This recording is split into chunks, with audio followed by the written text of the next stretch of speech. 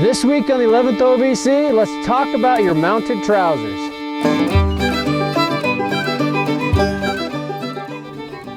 This week on the 11th OVC, we'll be continuing our uniform topics and talk about the mounted trousers that were used for cavalry during the American Civil War. Similar to the jackets that we'll be discussing on the next episode, the trousers were the most overtly visual component of a uniform impression and bears the most abrasion and damage while in the saddle. Therefore, care should be taken to ensure that you obtain a good quality pair of trousers. This is not where you want to save any money.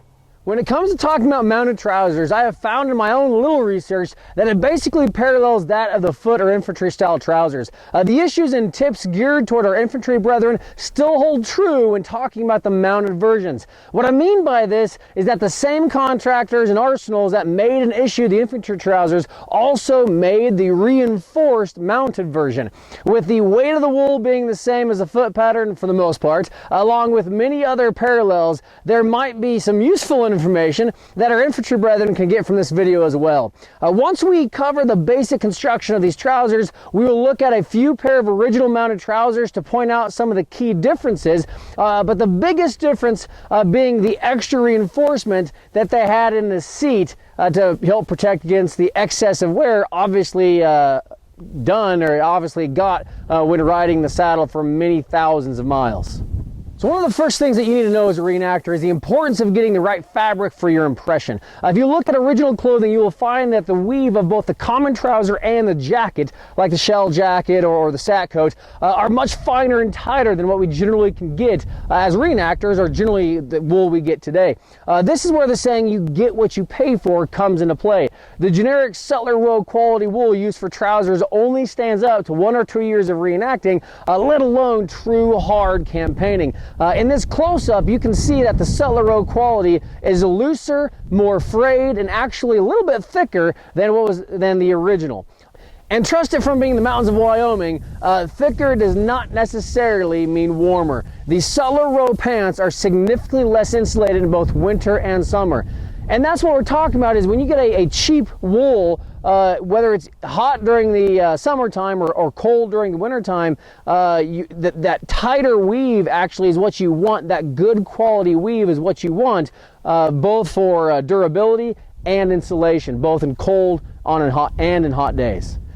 The original weave that we are looking for in the wool in our trousers and in our jackets is the kersey wool. Kersey came in 2 general widths for the manufacturers, which supplied the military in the War Department. The War Department actually specified that it should have 34 fill threads per inch. 1 linear yard must weigh about 11 ounces. The quartermaster actually specified that the sky blue was supposed to be achieved by mixing dark blue fibers with undyed fibers. Kind of interesting, because this is not done today, and it was rarely done then, as most dyed it right before cutting the fabric, again, as the contractors and settlers do today. That's one of the things in my research that I found was pretty interesting, is that sky blue was supposed to come from that dark blue weave mixed in with undyed fibers. So a little bit of trivia for you. When it actually comes to dyeing, you will notice the original photos that the color between the different trousers were noticeably different. There was actually a pretty significant range on the original trousers on what actually sky blue meant. So you'll see here in a few pictures, this picture here and another one coming up, that the trousers, there is some variation in what sky blue actually meant. However, for those of you who want to argue authenticity on why you buy a cheap pair of wool trousers, there is some hope for you. There's actually a Pennsylvania soldier early in the war who wrote the following, quote, "Our first clothing was the most miserable shoddy foisted on the government by rascally contractors. The trousers, as soon as they got wet, went into pieces, and nearly every soldier could be seen going around with his knees seeking the fresh air." So again, with this Pennsylvania soldier's documents or diary, obviously, poor quality wool did get through the quartermaster. Now, when it comes to the sizes that were original issue to the troops, there was actually 4 major sizes: size 1, size 2, size 3, and of course size 4. Size 1 came in a 32-inch waist and a 31-inch inch midseam. Size 2 had a 34-inch waist and a 32-inch inseam. Size 3 had a 36-inch waist and a 33-inch inseam. Size 4 was a 38-inch waist and a 34-inch inseam. Basically, they started at a 32-inch waist and a 31-inch inseam, and the waist went up by 2 inches every size, and the inseams went up by basically 1 inch every size. However, in evaluating about 5 specific surviving examples, all of which are marked size 2, we get a waist ranging all the way from 30 all the way up to about 34 inches. And the inseams on these 5 range from 30-inch inseam all the way up to 34-inch inseam. Keep in mind, all these 5 that we kind of measured were labeled and marked as a size 2, and they should have had a 34-inch waist and a 32-inch inseam. Imagine needing a 34-inch waist, which was a size 2, and getting a 30-inch waist, which was 4 inches smaller than you should have been. This sizing inconsistency led credence to the fact that soldiers say that the government has only 3 sizes, which is too small, too big, and just plain wrong. So now let's talk about the different patterns that the trousers had, that the War Department actually got through the different contractors. Some of you who have tried to purchase reenacting trousers from reputable vendors or authentic vendors might have noticed that when purchasing ththese trousers, you actually have to choose on what patterns, what arsenals, what depots you want it from. Whether it's the Schuylkill patterns, Harkness, JT Martin, Anspach or Ansbach, and so on. There's a lot of different contractors, a lot of different depots that you have to choose on what pattern you want. Me personally, if you're like me, I had no idea what those even meant and which ones I should get. In short, the pattern refers to the contractor or the arsenal that made them or issued them from the depot. So let's go ahead and talk about the unique differences between each pair of the 2 most common trousers, the Schuylkill and the JT Martin styles. Now let's specifically talk about the Schuylkill pattern. At the beginning of the war, there was only one manufacturer, one supplier that supplied the entire U.S. Army with these trousers.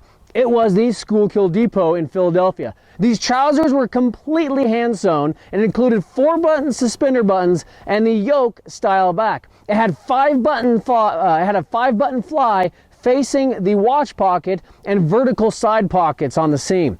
However, conversely, the JT Martin patterns had numerous contracts between 1862 and 1863 for a total of about 785,000 pairs of infantry, specifically infantry pairs of trousers. One original pair that had been well documented was a machine sewn with 2 trapezoids for the rear gussets, and the rear of the waistband does not have the 2 eyelets for ties. Interesting. The JT Martin trousers also had a 6 suspender buttons that were used for the forked front style suspenders or braces. Now, specifically talking about the buttons that were used on these trousers, in 1862 and 1863, the U.S. government purchased large quantities, gargantuan quantities of black suspender trouser buttons. These were probably the Japan-style buttons. These were probably, these black buttons were probably peculiar to the trousers of 1862 and 1863. However, a good portion of surviving late war trousers can be seen with these stamped tin plate style buttons that we see so commonly in reenactor trousers today. When it comes to wearing trousers with suspenders or the braces, the inevitable popped button quickly becomes familiar and an all too common enemy with all of us. When sewing these back on, keep in mind that the contract buttons, the trousers when they came to the depots, were sewn on using the X-style stitch pattern when sewing that button on. Most original trousers have 5 buttons on the waistband. And of course, there was also the 7-button ones to accommodate the forked front suspenders that we see so commonly in the reenacting community today.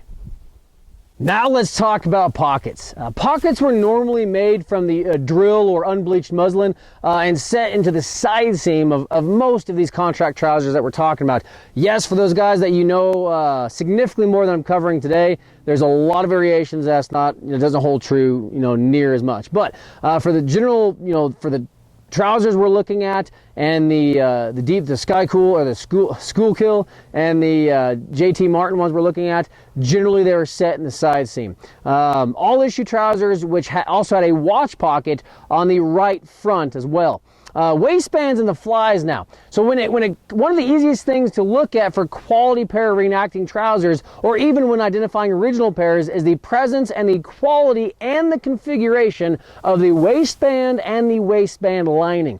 The linings were originally made of unbleached cotton drill. The flies were also made of the unbleached cotton drill, muslin, or even sometimes the black polished cotton. Now let's talk about one of the most specific things, and honestly one of the most important things when it comes to trousers and of course jackets when we talk about them, is the fit. The fit is one of the most important things, so let's talk about that. When choosing the right size or what is truly authentic and fit, what it would look like, we have to look at as many original photographs as possible. The loose fit of the trousers is caused by the straight out seam that was the style some 20 years before the Civil War broke out. But keep in mind, the young men who fought during the Civil War thought it was so out of fashion at that point in time. The waistband would ride much higher on us than what we're used to from modern pants. They should also come above the navel instead of just lower on the hips, again, as we wear our pants today. So in looking at some of these pictures and looking at how your trousers fit you now, you are not going to measure yourself or measure the fit based at what we think of as our hips and our hips bones. We're talking above the navel is where that waistband should hit. Now, once you get your trousers and they fit right, they are the right trousers, they're good quality, and you go campaigning on them, inevitably, if you're a good soldier, you get promoted. Now, one of the most distinguishing identifiers of rank, especially for NCOs, was the 1.5 inch wide strip of tape sewn down the outseam of both trouser legs. However, reenactors or living historian NCOs should be very careful in their decision to add the trouser tape, as many photos of troops in the field show NCOs without trouser stripes. In fact, many appear without any major identifiers of rank whatsoever. Now, for you naysayers out there, many of you who know photography at the time will say, oh, you got to be careful because the yellow, especially the piping on the jackets and the trousers, didn't show up. That yellow didn't show up as it does with the cheap tape that we put on our uniforms today for reenacting.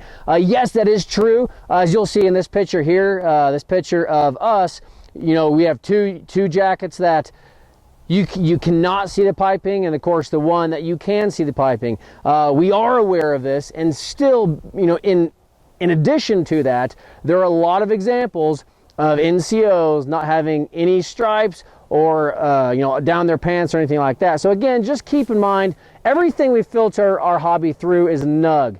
You're going to hear, you're going to get sick of me saying all that on every episode, but it holds true. That is the rule of thumb that we abide by on making the decision of should we add it or should we not add it. Was it normal? Was it usual? Was it general to have tape down your trousers? That is for you to decide, and your impression, your unit, and your criteria. But keep that in mind. Was it truly NUG?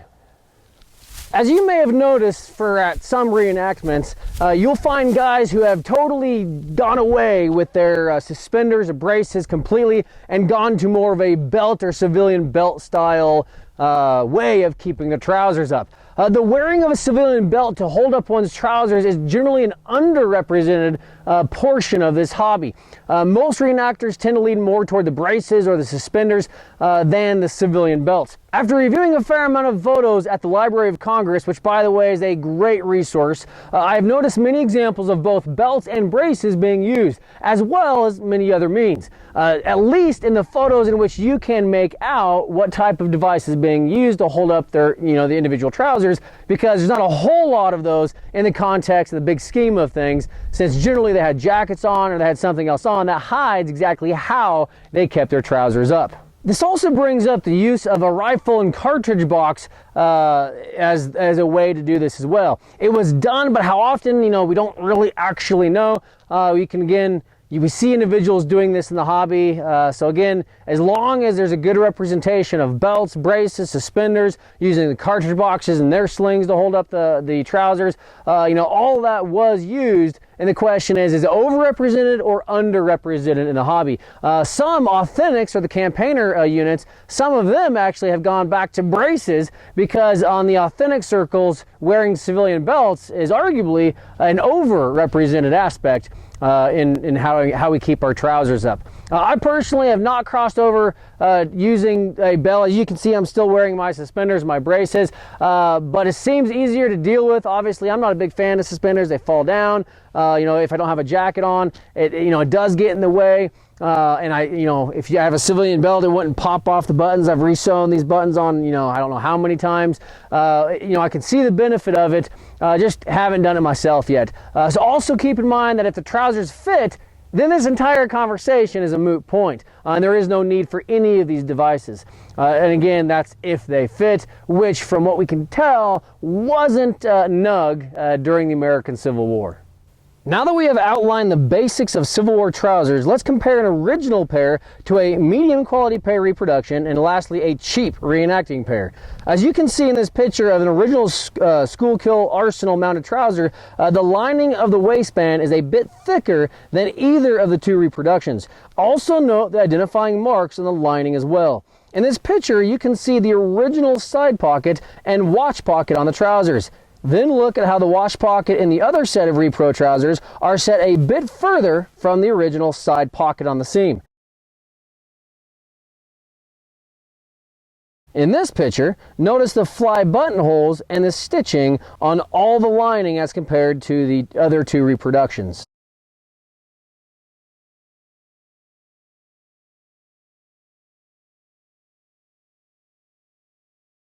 One of the other things that was common on mounted trousers that you rarely see in modern repros is the presence of buttons at the bottom of the legs for straps to keep the trousers in the boots. This is something that, from the mounted trousers that we have looked at, that we have seen in museums, that seems to be more prevalent than what we find in the reenacting community today. While we are only looking at a small fraction of all the different types of trousers out there, the biggest thing I want to point out is the quality of the wool in the original pair compared to the medium quality pair, or definitely the cheap pair. It may not show up too well through the camera, but when you talk about buying campaigner quality gear and costing more, it is definitely worth the price, since you only get a few hard reenactments out of a cheap pair, while the medium pair has been through 3 hard years of service, and of course a campaign style uniforms, or if you get a good quality kersey wool type trousers from a campaigner supplier or seller, you can go on countless campaigns or countless trips on those. My personal campaign style trousers, they've been through about 3 good years of hard service, hard campaigning. In addition, because I'm a weird guy, hunting trips, I've run a couple marathons in them. I've done a lot of stuff, outside of reenacting in my campaigner wool pants or my trousers, just because they're such a good quality trouser, such a good fit, and it helps. It just helps. So in conclusion, keep in mind that there were many different styles of trousers that were issued throughout different depots or arsenals around the country. Try to match the style of depot with the unit you're trying to portray. Secondly, try to make sure your trousers are made of the proper, tight, kersey weave. Having the right fabric makes a big difference in durability and being too hot or too cold on the campaign trail.